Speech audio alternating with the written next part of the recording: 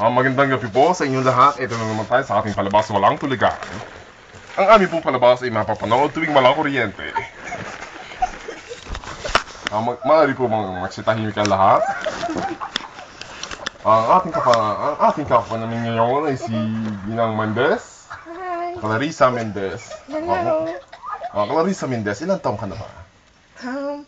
I'm 20 years old pa lang po eh. Napakabata mo pala. Hindi naman po. Ngunit, ano ba ang paborito mong kulay? Paborito kong kulay ay dilaw. Napakahusay. Natutuwa ang ating mga anak niya.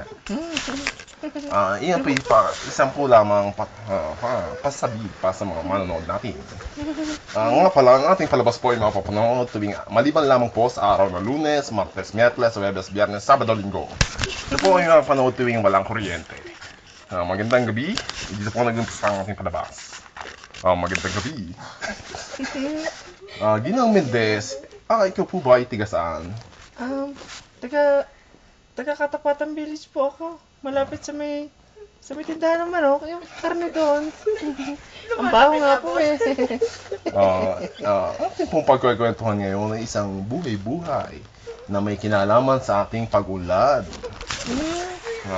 Ang una kong katanungan, anong paborito mong kulay? Di ba naitanong niyo po yan? Ay, yun lamang isang halimbawa lamang po yung kanina. Ngunit ito po totoo na. Okay.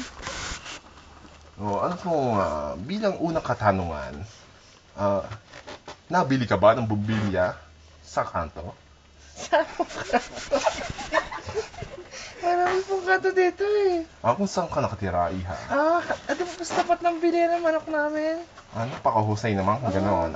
Anong klaseng tatak ng bumbilya yung binibili? Ano po, pang 45 days lang po. Mahusay. Kaya pala natutuwa ating mga consumer. Kasi po, ano yun eh, tipid sa kuryente. Ayon sa ating script dito, ay nasusulat na ikaw dahil in love. Totoo po ba yun? Hindi. Opo. Napakahusay naman kung gano'n. Ano po bang balita sa inyo?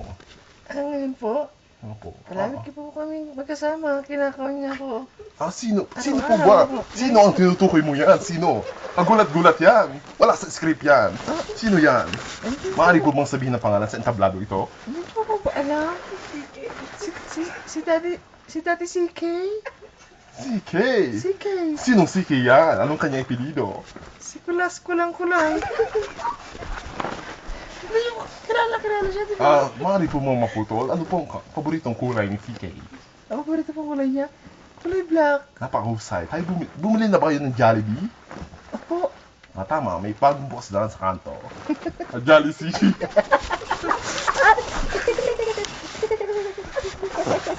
Ay, nabalitaan ko rin po na ikaw po ay nag-aaral sa isang mataas na paaralan dito sa Kabuya. Opo. Kamusta naman po ang bilang estudyante?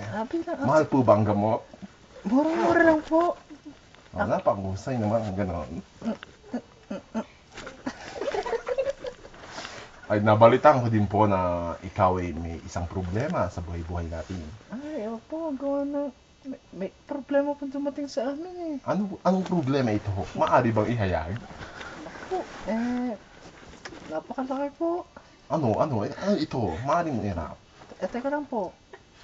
Sige. Mama? Bibigyan ka ng 30 minuto upang kausapin ang iyong magulang. Mami. Bakit ka umiiyak, iha? Kamusta po kayo dyan?